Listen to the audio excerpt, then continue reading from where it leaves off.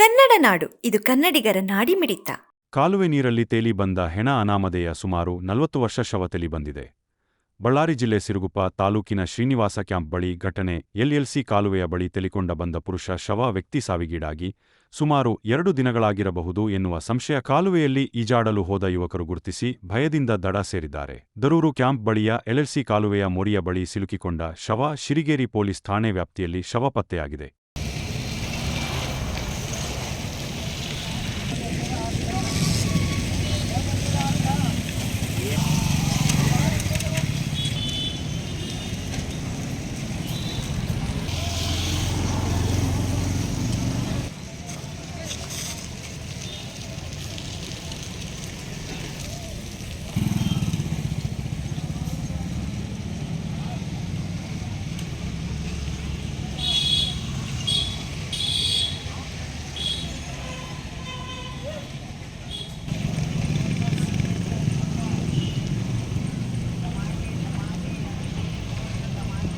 ಸಮಗ್ರ ಸುದ್ದಿಗಳಿಗಾಗಿ ತಪ್ಪದೆ ನೋಡಿ ಕನ್ನಡ ನಾಡು ವಾಹಿನಿ.